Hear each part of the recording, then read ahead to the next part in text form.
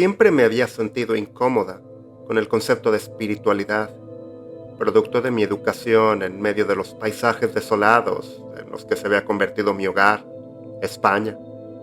Nunca me habían llamado la atención muchas de las historias que contaban las personas que intentaban utilizar diversas leyendas para mantener la cordura, a diferencia de mis padres, que se deleitaban con ello.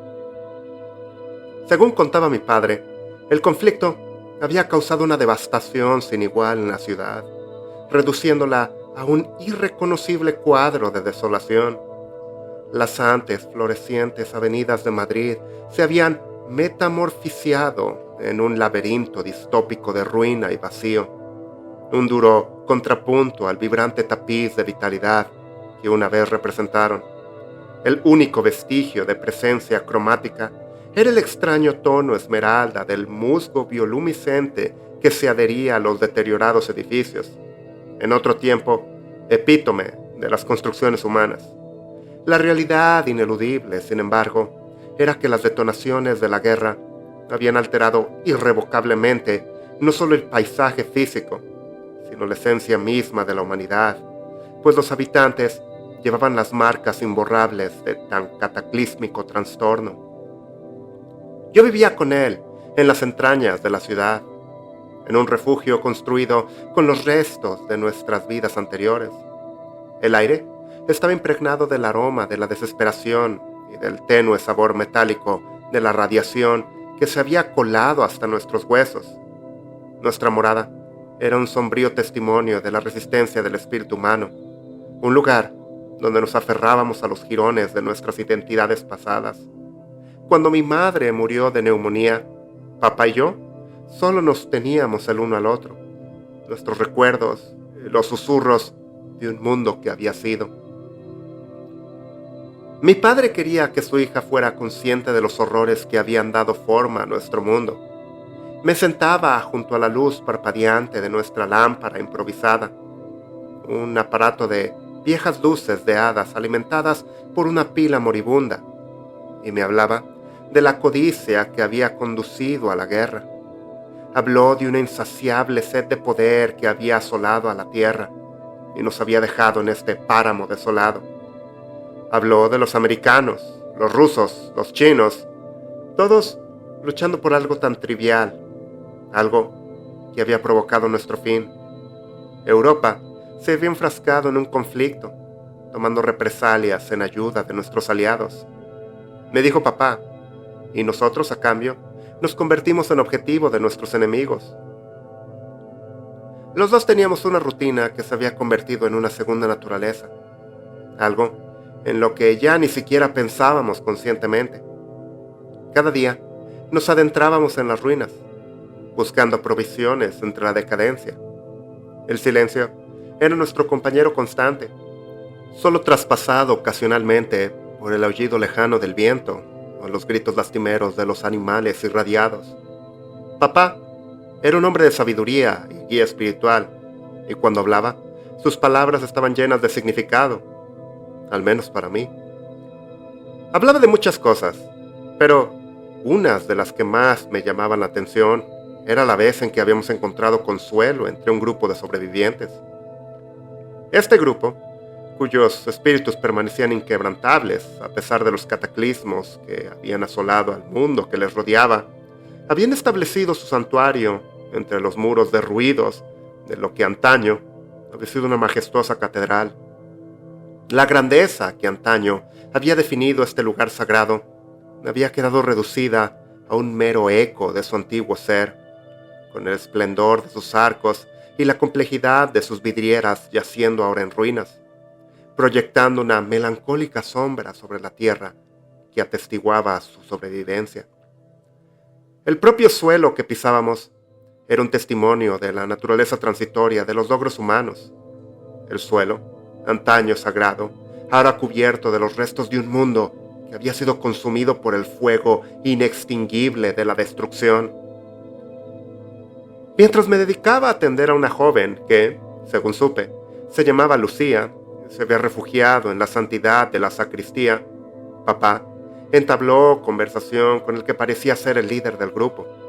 Este hombre Tenía un semblante demacrado y algo ojeroso, pero en sus ojos había una agudeza que hablaba de un intelecto vivo y una mente perfeccionada por la experiencia.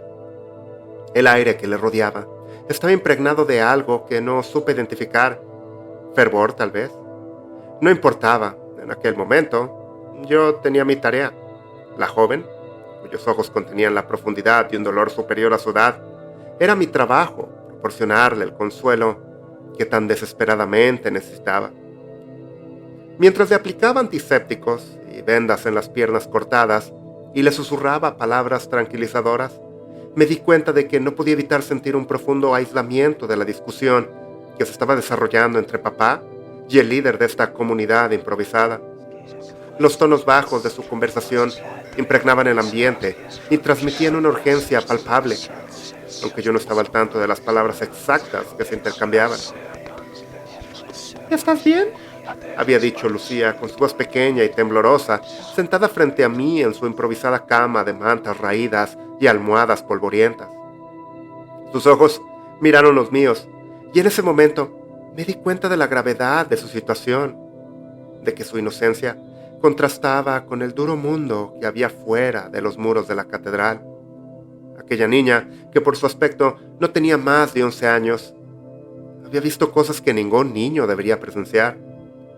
Forcé una sonrisa y asentí con la cabeza. Estoy bien, Lucía. Tú sigue fuerte, querubín. Cuando terminé de curar las heridas de la niña, me reuní con papá, que esperaba fuera de la catedral con expresión solemne. Me habló en voz baja. Sus ojos reflejaban una mezcla de miedo y fascinación. Yo le había preguntado de qué habían hablado, qué encerraban aquellos susurros, a lo que él se había limitado a responder: Mi hija, no olvides nunca la magia que habita en ti. En este mundo donde reina la oscuridad, debemos aferrarnos a la luz de la esperanza y la fe. La palabra me había parecido extrañamente críptica. No era propio de papá el no dar una respuesta directa, y por eso le presioné al respecto. Pero él se limitó a apretarme la mano y decir: Es solo un consejo, Sofía. Nada más que eso. Yo había querido interrogarle más, no satisfecho en absoluto, pero a esas alturas el sol casi había desaparecido por el horizonte, proyectando un enfermizo resplandor rojizo sobre las ruinas. Había llegado la hora de volver a nuestro refugio. Con ella, la promesa de la oscuridad, que siempre traía su propio conjunto de terrores, y era mucho mejor caminar en silencio a esta hora del día que perder la concentración en el entorno de una intensa conversación. Y era esta interacción la que me atormentaba desde entonces. La mención de la magia y la creencia en un lugar donde tales conceptos parecían haber sido sofocados por la dura realidad de nuestra existencia. Pronto me enfrentaría a él, pero no sabía cuándo. Me levanté una mañana, con la habitación de nuestra choza iluminada por un débil haz de luz que atravesaba las grietas de la pared. Mis pensamientos seguían enredados en el enigma de las palabras del líder y la críptica respuesta de papá. El silencio de la ciudad era un duro recordatorio de la soledad a la que nos enfrentábamos, un marcado contraste con los días en los que Madrid había estado viva con el vibrante parloteo de los vivos. Salí a la calle, con el aire frío mordiéndome la piel, y me encontré a papá, esperando, con sus ojos reflejando el nuevo día con una urgencia tácita. Había salido el sol y papá estaba armado con su ballesta, así que aposté a que sería una buena oportunidad para mencionar lo que me había estado atormentando durante semanas. Ya no sabía qué año era, pero aún podía decir que era invierno, el más crudo hasta entonces. El aire era tan frío que dolía respirar, a pesar de que nos habíamos abrigado con las telas más cálidas que habíamos encontrado en las tiendas y casas en ruinas. La ciudad estaba inquietantemente silenciosa, salvo por el rumor ocasional de algo inidentificable en la distancia. Papá me había dicho que ayer creía que era principios de enero, el cuarto, por lo que hoy era el quinto. Si estaba en lo cierto, había dicho que lo sabía por cómo los animales habían empezado a salir de sus escondites. Nunca se había preocupado tanto por las fechas, pero algo había cambiado en él desde nuestra última visita a la catedral. Sus ojos tenían una nueva chispa, una esperanza que había estado ausente desde la muerte de mamá. La echaba de menos. Mientras caminábamos por las calles, pensé en la mejor manera de abordar el tema sin alarmarle. Por fin, cuando nos acercábamos al límite de la zona designada para rebuscar, me armé de valor y le pregunté: «Papá, ¿a qué te referías cuando hablabas de la magia y la creencia en la catedral?». La mirada de papá seguía fija en el horizonte, mientras su ballesta se tensaba ligeramente. Se tomó un momento antes de responder, con el aliento empañado por el aire gélido: «Sofía, el mundo en el que vivimos ahora es un lugar duro, pero a veces la creencia puede ser una fuerza poderosa, incluso más que las armas que empuñamos». «Papá, por favor, deja de ser tan vago. ¿De qué estás hablando?», le supliqué, con mi voz mezcla de frustración y miedo.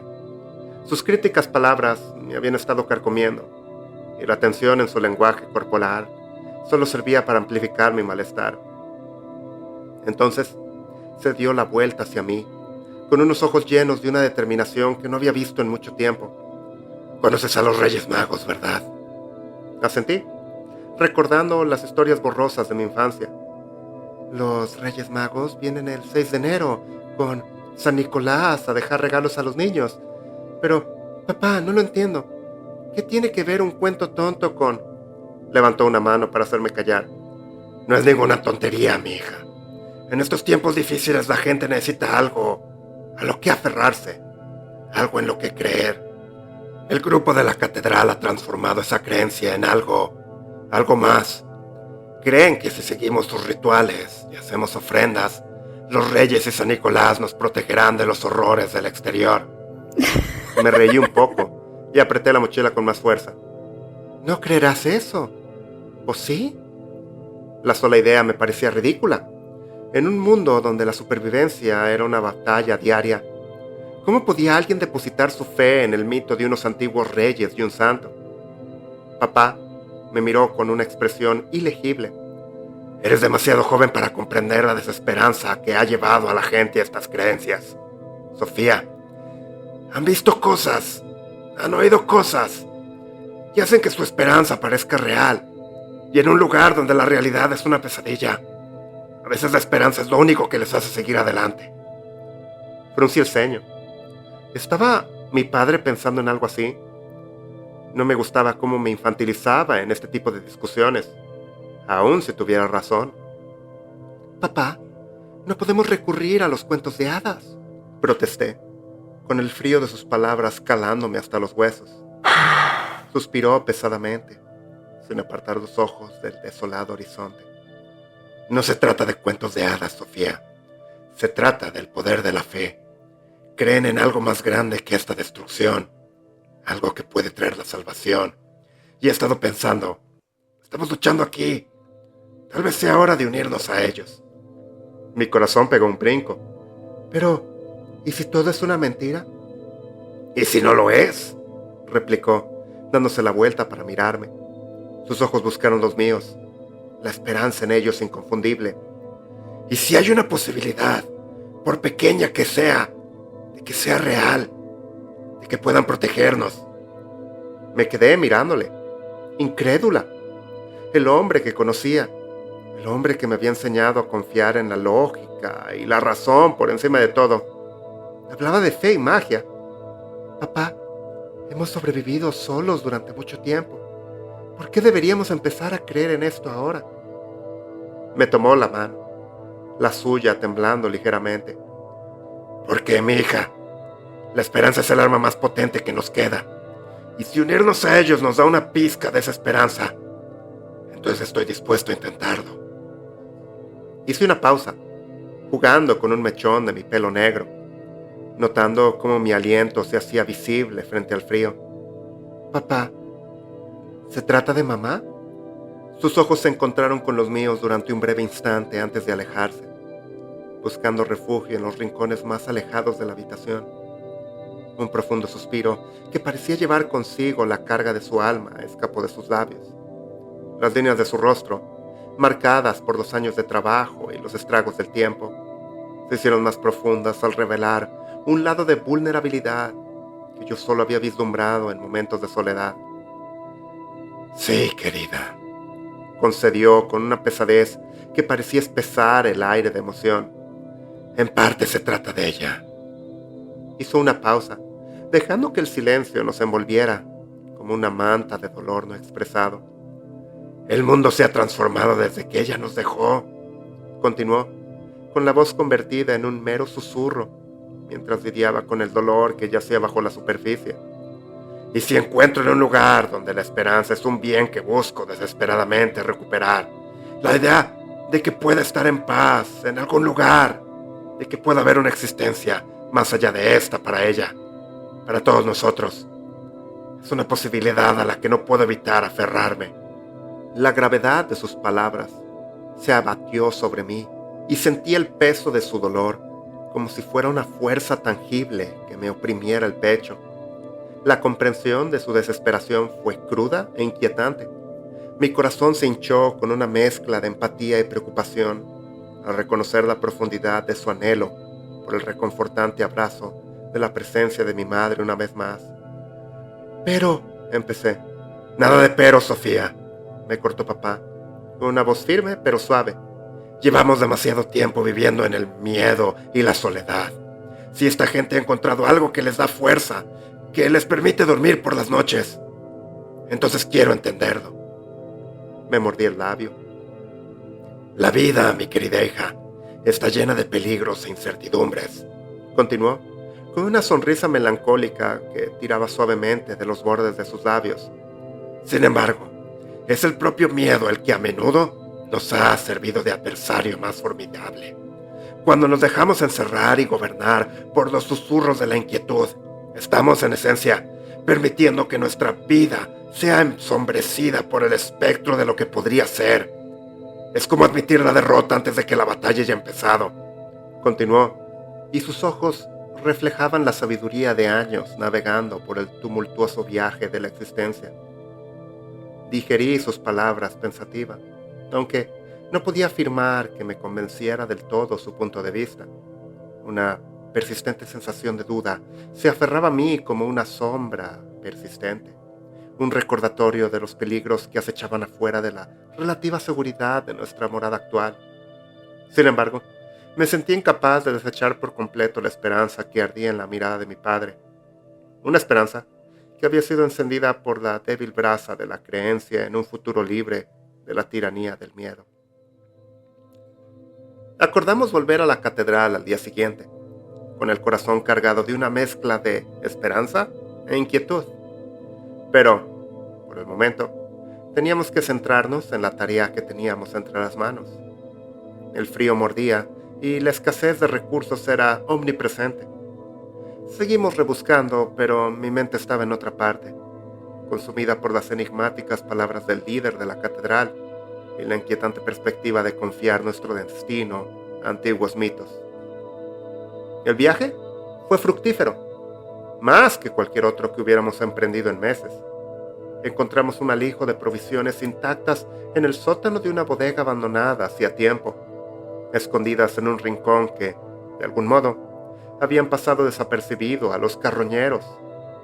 Era un tesoro de alimentos enlatados y agua embotellada, suficiente para mantenernos durante semanas si se racionaba adecuadamente. Papá y yo volvimos a casa a duras penas, con una nevada cada vez más intensa. Las calles, antes llenas de vida, eran ahora un lienzo blanco, los edificios meras sombras en la distancia. El silencio era tan profundo que resultaba espeluznante. Solo rompía el sonido ocasional de algo escabulléndose entre las ruinas. Un crudo recordatorio de las criaturas mutantes que se habían apoderado de nuestro mundo. No habíamos podido llevarnos todo lo de la bodega, así que planeamos volver en cuanto pudiésemos. La cabaña era una vista más que bienvenida después de que el frío constante se me hubiera metido hasta el alma. Papá y yo Trabajamos incansablemente para organizar la riqueza recién descubierta, y el calor de la chimenea nos proporcionó un reconfortante abrazo mientras desempaquetábamos nuestro botín. A pesar de la emoción de nuestro descubrimiento, la conversación de la mañana persistía en el aire, echando una sombra sobre nuestras interacciones normalmente joviales. No hablamos mucho. Nos limitamos a comer en silencio, sumidos en nuestros propios pensamientos. Yo sabía que él estaba pensando en mamá, en la posibilidad de un futuro más allá de este paisaje desolado. Y yo me debatí entre mi escepticismo y la desesperada necesidad del calor que podía ofrecer la creencia. El mundo que conocíamos había sido destruido por el mismo tipo de creencia que había llevado a las naciones a la guerra. ¿Cómo podía confiar ahora en algo tan intangible? Papá se retiró a la cama y me dejó al cuidado del fuego. Sus vacilantes llamas proyectaban sombras espeluznantes en las paredes, y yo no podía evitar la sensación de que nuestra conversación había abierto una puerta a un mundo que no comprendía del todo. Al final, no pude evitar que se me desplomaran los párpados, así que apagué el fuego y dejé que el sueño se apoderara de mí. El día siguiente, amaneció con una pesadez que parecía aferrarse al aire que respirábamos. Recogimos lo que pudimos cargar y nos dirigimos de nuevo a la catedral, donde el camino que habíamos recorrido días atrás nos resultaba inquietantemente familiar. El silencio de la ciudad solo se veía interrumpido por el crujido de la nieve bajo nuestras botas y las ocasionales ráfagas de viento que susurraban por la ciudad como un lúgubre lamento. Me había dado cuenta de que papá no había traído armas, y cuando le pregunté por ello, mencionó que era un gesto de buena voluntad hacia la gente con la que intentábamos congraciarnos. Yo no hice tal cosa, aún no plenamente convencida de este plan, aunque no se lo dije a papá. Probablemente lo desaprobaría. El lugar era diferente de la última vez que lo visitamos, más vivo por la expectación. Los sobrevivientes habían montado altares improvisados alrededor de la catedral, adornados con lo poco que habían rescatado de los restos de sus vidas pasadas. Había velas hechas con viejos lápices de colores, luces parpadeantes procedentes de adornos navideños recuperados, e incluso algunas muñecas de plástico que habían sobrevivido a los estragos del tiempo. Era a la vez conmovedor e inquietante, un testimonio de la capacidad del espíritu humano para buscar la belleza en los momentos más sombríos. Sofía, Pedro, bienvenidos, nos saludó el líder, Alejandro, con una sonrisa que no le llegaba a los ojos. Su mirada se detuvo en nuestras provisiones antes de apartarse para dejarnos entrar. Habéis llegado en el momento perfecto. Se acerca la noche de la llegada de los Reyes Magos. Esta noche preparamos nuestras ofrendas. Quería hablar de eso contigo, Alejandro, dijo papá con voz firme. Queremos unirnos a vosotros, potencialmente. Nos gustaría entender qué es lo que hacéis. Alejandro asintió solemnemente con la cabeza, mientras miraba las provisiones que habíamos traído. Muy bien, dijo, porque hay mucho que aprender y poco tiempo antes de la noche de Reyes. Se acercó un paso, con el aliento empañado por el frío. Pero antes de comprometerte, debes entender lo que está en juego. Esto no es un simple juego de fantasía por comodidad. Se trata de la sobrevivencia de la humanidad. Pero no puedes hablar en serio. Quiero decir, esto solo es un cuento y además ni siquiera sabes la fecha. Intervine, tratando de aligerar el ambiente con una risita, pero fue recibida con silencio. Alejandro me clavó la mirada y su sonrisa se desvaneció. La fecha no es algo que podamos determinar con nuestros relojes rotos o calendarios olvidados, sino que la sentimos en nuestros huesos, de la misma forma que el mundo parece contener la respiración en anticipación. Sabemos que ha llegado el día 6 y que será una noche fructífera. No lo podía creer. ¿Este hombre de verdad creía en la llegada de los Reyes Magos? Fui a hablar de nuevo, pero mi padre tomó la palabra. ¿En qué consiste? Alejandro volvió a sonreír, pero con una sonrisa cómplice y llena de secretos. Requiere fe y sacrificio, dijo haciendo una pausa para que surtiera efecto, antes de continuar. Los niños están detrás, preparando las ofrendas. Dejan comida y bebida para los Reyes Magos y sus camellos, como es tradición. Pero hay algo más. Le seguimos a través de la catedral, con el aire cargado de olor a cera de vela y desesperación. Todos los sobrevivientes estaban ocupados. Sus movimientos eran un torbellino de actividad. Algunos hacían regalos con las escasas provisiones que tenían, mientras otros susurraban oraciones en voz baja. El ambiente estaba cargado de una energía a la vez reconfortante e inquietante. Para apaciguar a los reyes y al propio San Nicolás, debemos ofrecer no solo objetos materiales, sino a nosotros mismos. Verás, somos impuros. Como adultos, estamos manchados por los pecados del mundo anterior. Las únicas almas puras que quedan son los niños. Habló Alejandro con una serenidad tan inquietante como el silencio que reinaba fuera de los muros de la catedral. Me mordí el labio. Sin querer, oí una palabra más. Sabía exactamente hacia dónde se dirigía todo esto.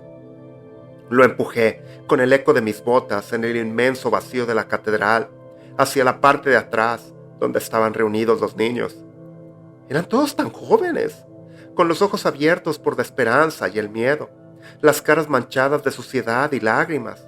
Tenía la navaja en el bolsillo del abrigo por si la necesitaba, pero no quería agravar la situación, a menos que fuera necesario, y tampoco quería asustar a los niños. Entre ellos, me fijé en la niña que me había cautivado la primera vez que visitamos. Lucía me miró con una mezcla de curiosidad y miedo. Pude ver en sus ojos que me reconocía. «Escucha, no puedes quedarte aquí. Esta gente quiere abandonarte», solté, llena de emoción. Fue impulsivo, pero no podía soportar ni un momento más de sus delirios. Lucía me miró con los ojos muy abiertos por la confusión, hablando en un susurro. «¿No lo entiendes, Sofía? No son solo cuentos. Son los guardianes del nuevo mundo, los que traerán la paz». Sacudé la cabeza y la tiré con firmeza. «No puedes quedarte». Sus ojos buscaron los míos, llenos de una mezcla de confusión y tristeza. «¿Pero por qué no?», susurró. «Ellos nos protegerán. Saben lo que necesitamos». «¿Qué es todo ese alboroto?». Papá y Alejandro nos habían alcanzado, con sus pasos pesados sobre el suelo de piedra. Los demás adultos habían hecho una pausa en sus preparativos y nos miraban con una mezcla de curiosidad y recelo. «Papá, quieren dejar a los niños solos». Los ojos de papá se abrieron de golpe. «¿De qué estás hablando?». Alejandro intervino con tono tranquilo pero firme. «Sofía, este es un malentendido. Los niños son los más puros entre nosotros. Son los que recibirán las bendiciones de los Reyes Magos. Sus ofrendas son esenciales para nuestra supervivencia». Levanté la voz, provocando un silencio nervioso en los demás niños. «¡No puedes dejarlos aquí solos!». Mis palabras resonaron en la catedral, rebotando en los antiguos muros de piedra. La sonrisa de Alejandro no vaciló. «No se trata de dejarlos solos, sino de ofrecerlos a la protección de los magos». Su tono era tranquilizador, pero sus palabras me provocaron un escalofrío. «Los adultos deben purificarse mediante el sacrificio, para expiar los pecados del viejo mundo». Mi padre también empezaba a comprender. «¿Quieres decir que se quedarán solos una vez que expiemos?». «Sí», respondió Alejandro, asintiendo con la cabeza. «Su pureza es nuestro escudo. Con ellos como nuestro faro, los Reyes Magos y San Nicolás mirarán al resto del mundo con misericordia». «Pero, ¿por qué este ritual? ¿Por qué no Dios?», dije desesperada, mientras me agarraba el brazo de Lucía. ¡Esto es una locura! La sonrisa de Alejandro se mantuvo firme. Dios nos ha abandonado. No, la clave está en la inocencia de los niños, y en esta época del año es cuando su pureza es mayor. Los dejamos como ofrenda a los Reyes Magos y a San Nicolás para mostrar nuestra fe y nuestra voluntad de empezar de nuevo. Me quedé mirándole horrorizada y apreté con más fuerza a Lucía. ¡Estás loco!, susurré con la voz temblorosa. ¡Esto no es fe! ¡Es simplemente cruel! Mi padre asintió. Parecía que por fin le había ganado el sentido común. Su añoranza por mi madre no le había nublado por completo el juicio. Sofía tiene razón, dijo con firmeza. No podemos sacrificar todo nuestro futuro por una esperanza que probablemente no sea más que un cuento de hadas. Deja que los niños se vayan con sus familias, Alejandro. Los ojos del líder se entrecerraron. Su sonrisa se desvaneció. No comprendes la gravedad de nuestra situación, insistió. El mundo exterior es un desierto. Necesitamos la protección de los magos. Nuestro camino es el único. No, no lo es. Nos vamos de aquí, Lucía, dije con firmeza. Alejandro suspiró y silbó, señalando las sombras al borde de la habitación. Dos hombres fornidos emergieron, con los ojos desprovistos de emoción. Lo siento, pero debes comprender que nuestra fe no es algo que deba cuestionarse. ¡Sujetadlos! Papá y yo forcejeamos, y yo intenté sacar la navaja de las profundidades de mi bolsillo, pero ni siquiera llegué a meter la mano. Eran engañosamente rápidos, y no éramos rivales para su fuerza bruta. Nos ataron las muñecas con una cuerda gruesa, y nos empujaron hacia la esquina, con la áspera piedra mordiéndome la espalda. Los niños fueron conducidos a una cámara lateral, fuera de nuestra vista. ¡Déjenlos ir!, grité, intentando zafarme de las cuerdas, con lágrimas cayendo por mis mejillas. ¡Son inocentes! Nos ignoraron, y los dos hombres corpulentos nos vigilaron mientras todos comenzaban de nuevo sus preparativos. Alejandro nos había dejado ahí, su calidez anterior sustituida por una fría determinación que me produjo escalofríos. Las velas parpadeaban, proyectando sombras espeluznantes sobre los rostros de los adultos que se movían por la catedral con una sensación de urgencia y determinación que me resultaba totalmente ajena. Miré a papá, cuya expresión era una mezcla tormentosa de ira, miedo y arrepentimiento. «Lo siento», murmuró. «No lo sabía. Solo quería encontrar la manera de seguir adelante». «No es tu culpa, papá», susurré, con una voz temblorosa por el miedo. Darme cuenta de lo que esta gente estaba planeando era demasiado para soportarlo. La habitación era un borrón de actividad. Los adultos se movían con un fervor que era a la vez fascinante y aterrador. Las horas pasaban. La tensión en el aire era densa y las sombras se alargaban. Los adultos se preparaban para su purificación. Se habían puesto túnicas hechas jirones, cosidas con lo que parecían símbolos y dibujos al azar. Sus ojos estaban desorbitados por una mezcla de esperanza y locura. Colocaron mesas en el centro de la sala, repletas de las provisiones que les habíamos traído, junto con sus escasas ofrendas. Los niños observaban desde las sombras, con los ojos muy abiertos y en silencio.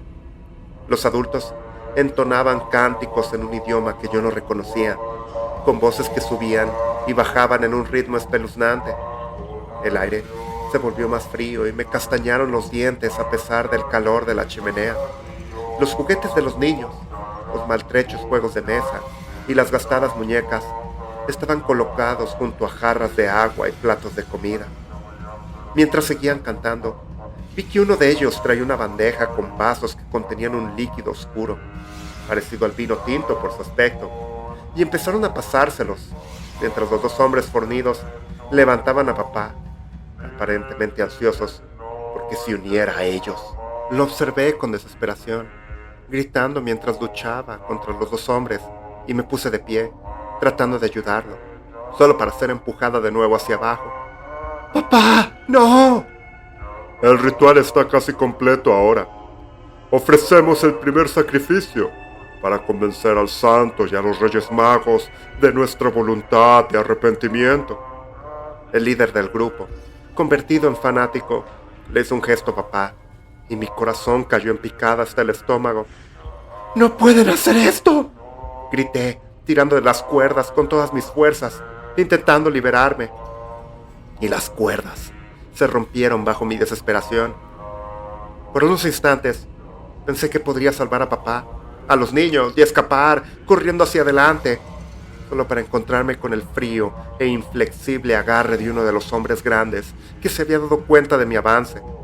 Me retuvo y a pesar de mis patadas y golpes con el cuchillo, sus brazos eran como barras de acero. Me desarmó y la hoja cayó al suelo. Ahora que cada uno de nosotros estaba sujeto por uno de los hombres, nos resultaba mucho más difícil resistirnos. Y miré a mi padre, esperando ver determinación en sus ojos, una chispa que me dijera que tenía un plan de escape. En cambio, su mirada estaba dirigida hacia abajo, derrotada. Era mamá de nuevo, lo sabía.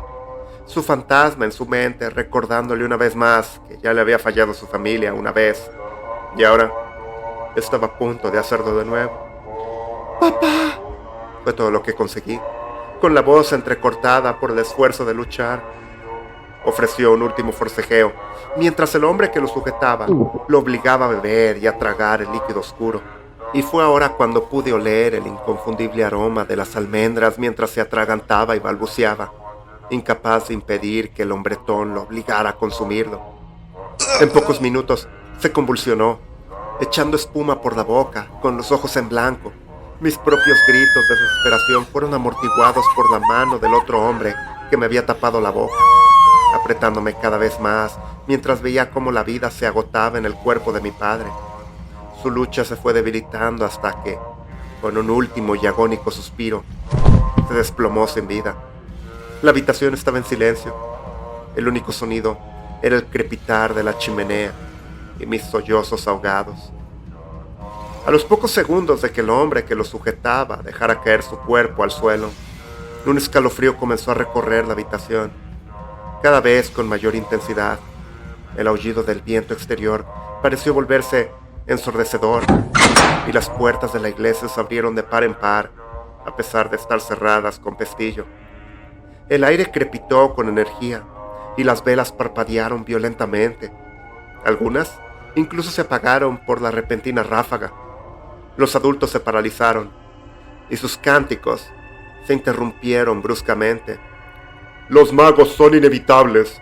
No dejéis de cantar y beber vuestro propio líquido», ordenó Alejandro, con los ojos desorbitados por el miedo y la excitación a medida que el viento arreciaba.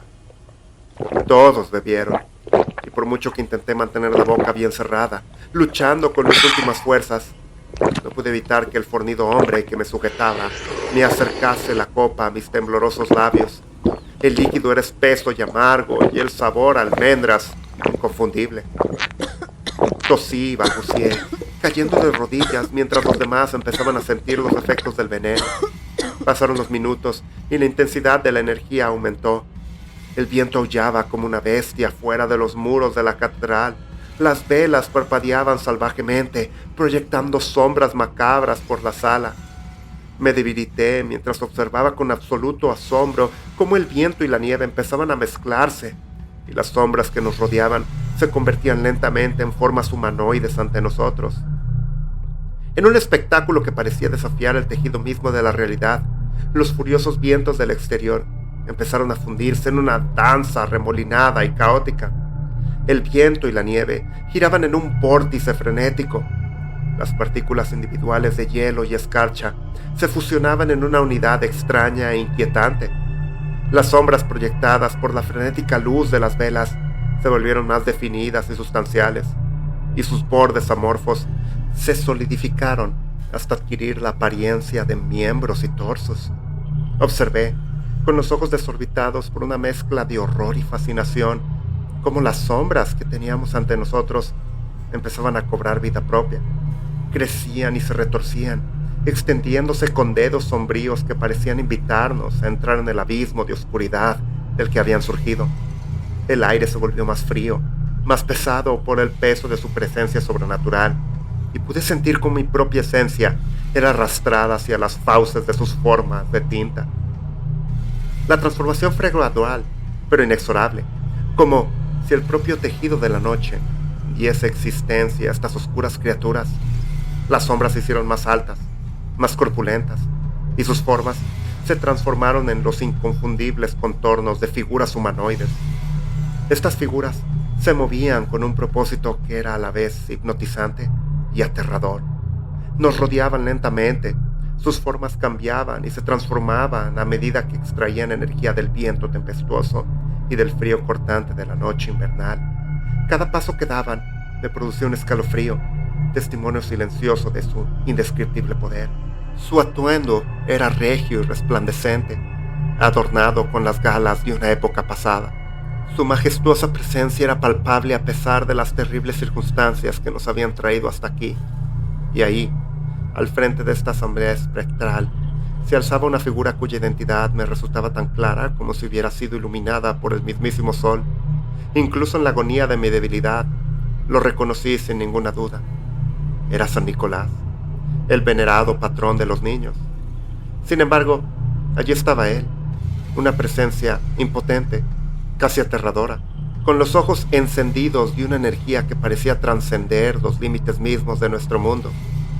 Y fue aquí, mientras empezaba a echar espuma por la boca, con la cabeza contra el suelo, cuando comprendí por qué exigían un sacrificio, porque había que perdonar a los niños. Nosotros éramos el viejo mundo, los adultos manchados por los pecados del pasado.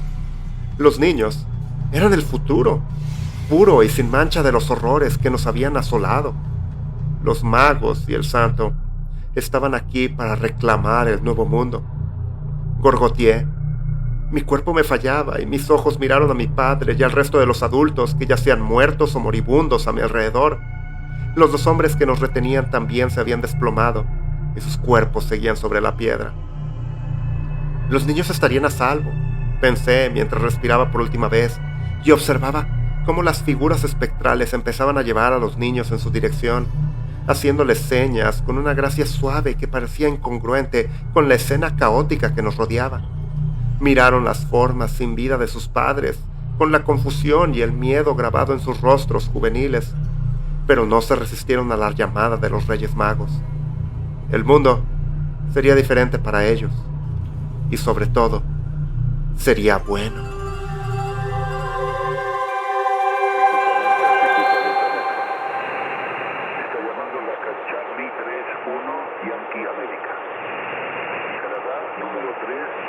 Acaban de escuchar la última visita de los Reyes Magos, un archivo compartido por Sox1. Una historia de los Reyes Magos ideal para nuestro público hispano, aunque resiento la inclusión de San Nicolás en la historia.